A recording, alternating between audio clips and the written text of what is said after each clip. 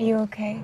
Yeah, totally. It's okay if you're crying. Yeah, I cried too. It's actually kind of amazing. Hey guys, it's Matt from WatchMojo, and in this video we're doing something a bit different. I'll be sharing with you an opinion piece by one of our behind-the-scenes writers, Nathan. Be sure to let us know what you think in the comments and what other hot takes you would like us to cover next. Don't make small trouble about nothing. You're gonna make trouble, make it big. Well, I'm sure you've heard, Greta Gerwig was not nominated for Best Director. It is not fun, is it? Down with Hollywood, burn it to the ground. Well, before you grab your pitchfork and torch, because everyone has those, let's examine why she didn't receive a nomination. Because, let's be honest here, she didn't really deserve one. First, and perhaps most obviously, Barbie is just way too mainstream, and the Academy doesn't like that. It's a goofy comedy based on an iconic toy brand that's been around for decades, and it's full of product placement, however tongue-in-cheek they are depicted. Heck, there's an entire sequence that takes place in Mattel headquarters. Anatomy of a Fall is a dramatic examination of family and trauma. Killers of the Flower Moon is a 3.5-hour epic about a silenced tribe, the turbulent nature of greed, and the bloody path of American expansion.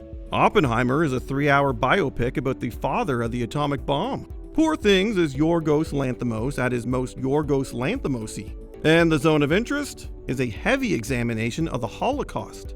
A comedy about sentient Barbie dolls being among this group is like someone in sweatpants at a black tie event.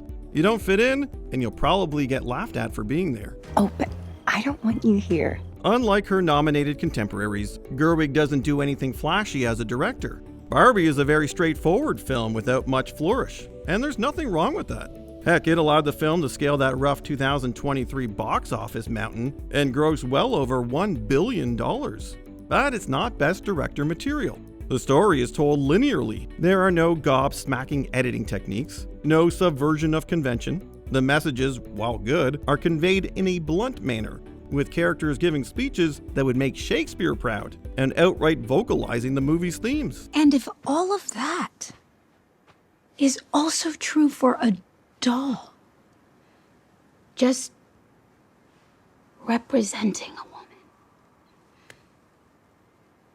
then I don't even know. It's clunky and it comes across very, look at us, we're being important. Gerwig also didn't command powerhouse performances. Ryan Gosling is funny, sure, but her own lead actress, the character the whole movie revolves around, wasn't recognized. And the nomination of America Ferrera was considered the biggest joke of the year. She couldn't even believe it herself. The power of Barbie lies almost entirely in its writing. It's a fantastic script. You'll get to see all the good work we've done to fix the world. You'll be such a hero to them. All those grateful, powerful women who owe their wonderful lives to Barbie. The themes and messages, while somewhat awkwardly delivered, are nevertheless very powerful. The characters are enjoyable, and they're given plenty of witty lines and scenarios to act out. Ken putting on 2 pairs of sunglasses will never not make me laugh. Every night is boys' night. The whole movie has a very self-aware attitude about itself, and Gerwig was smart to write it in that style. I'm not stereotypical Barbie pretty. Note to the filmmakers, Margot Robbie is the wrong person to cast if you want to make this point. And, wouldn't you know it, the writing was recognized by the Academy. Crazy! Think about this. Would another director have been able to do what Gerwig did in adapting her script to the screen? Yes, probably. But would another writer have been able to write the script in the first place? Barbie is also a very technical film, and admittedly, a very well-made one. The eye-popping costumes were recognized, as was the brilliant production design. And of course, there are the 2 songs. Fight for me, I'm just paid, and I'm enough, and I'm great at doing stuff. Put Billie Eilish on the Oscars stage and watch those Gen Z numbers roll in. Of the movie's 8 nominations, half are found in technical categories. Over half if you don't include Best Picture. But technical mastery doesn't often equate to a Best Director nomination. Whether you agree or not, the Oscars are typically split into 2 halves. The technical half and the more serious half, which encompasses the writing, directing, and acting categories. Sorry, editors, sound designers, and visual effects artists, but this half is typically the one that draws all the attention. This is bad. This is really bad. Many popular blockbusters have received technical nods without the director themselves being recognized. Sure, it's the director's job to unify all these aspects into one cohesive whole, but the director's job is much larger than making their movie look and sound professional. Okay, I think I get it now. No. This isn't the answer.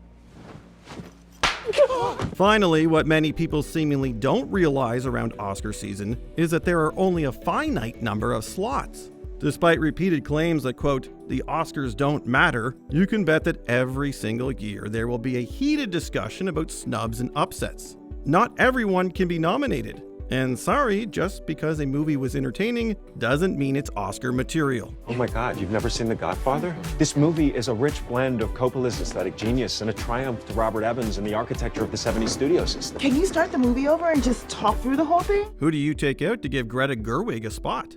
Justine Triet? No, Anatomy of a Fall won the Palme d'Or and is the best foreign film of the year. Christopher Nolan? Nah, he once again blended a strong emotional story with technical virtuosity.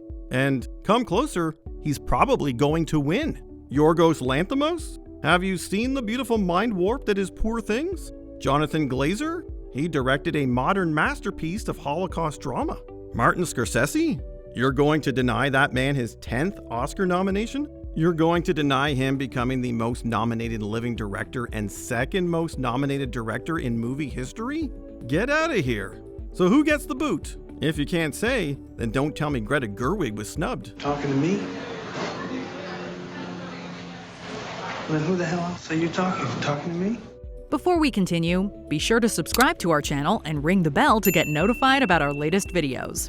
You have the option to be notified for occasional videos or all of them. If you're on your phone, make sure you go into your settings and switch on notifications.